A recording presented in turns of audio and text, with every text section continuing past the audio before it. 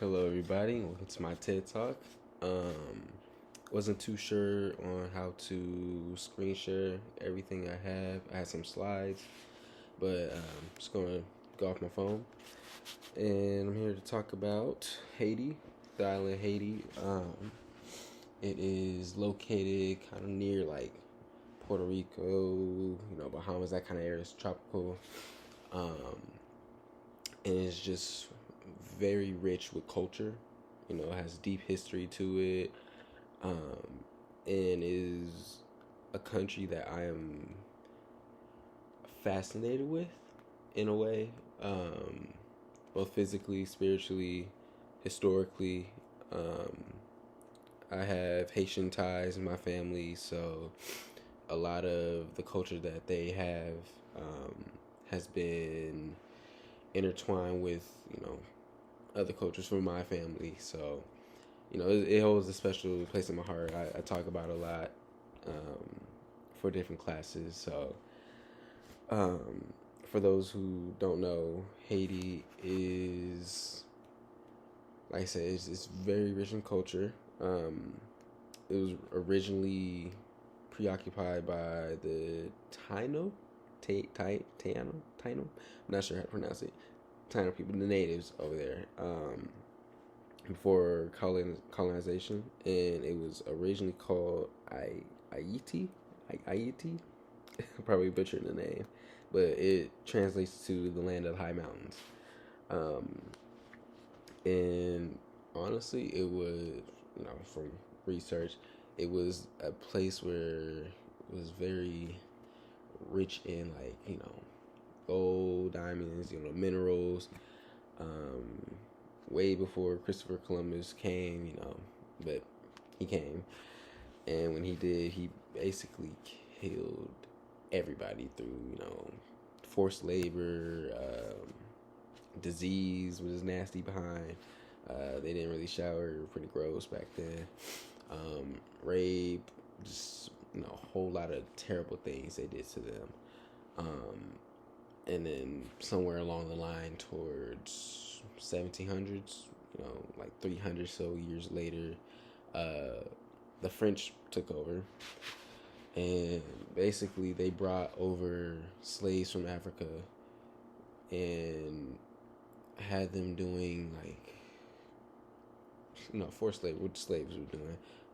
But it was mainly for sugarcane, coffee, sometimes tobacco, and like the punishments they went through compared to the slaves in the States was completely on a different level.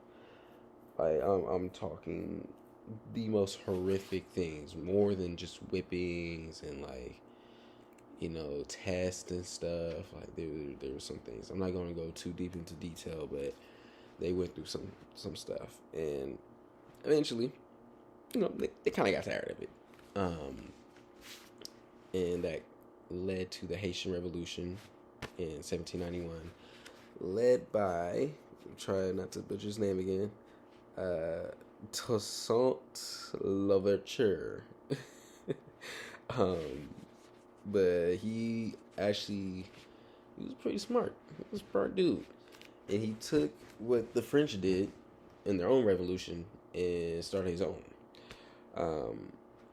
And they became the first Black Republic and the second independent nation next to the U.S. in the Western Hemisphere, and are known for being the only successful slave revolt in history. So that's another reason why Haiti holds a special place in my heart. Being raised in city of Oakland, we are very keen on our Black history, and from being a place where Black Panthers were, a lot of rich culture. Like I said, it holds a place in my heart.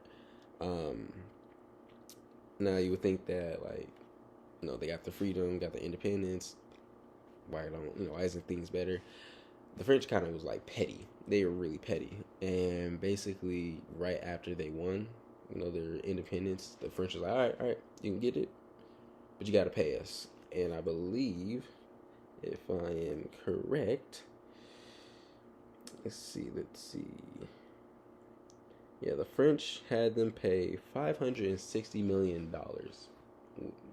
Yeah, to basically get their independence and cover the losses of their soldiers and the the weapons, ammunition, everything that they're using to keep Haiti, under their thumb. They lost, so they're like, all right, gotta pay that back, which really set them in like a really bad start for anything. You know, that's like getting straight off the womb. Straight out of birth. Oh, you got IRS debt. You got to pay, kind of thing. They really get them a chance to build anything. Economy, anything like that. And coming off of that, years later, to present day, you're seeing things where it's like gang wars, political disputes. There's like, it's crazy over there. It's insane, and it just can't seem to get anything right. They're getting hit with earthquakes, which is also setting them back. Every time they build something, here comes like a giant earthquake and messes all up.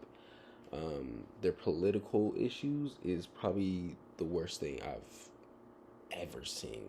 Like, completely bad. Next to like African countries. I want to say right now they are. If you know what the favelas are in Brazil, think of that, but an entire island. Gangs control Haiti to a T. Like police, president, they ain't got no control of that place. Matter of fact, I did a little bit more research.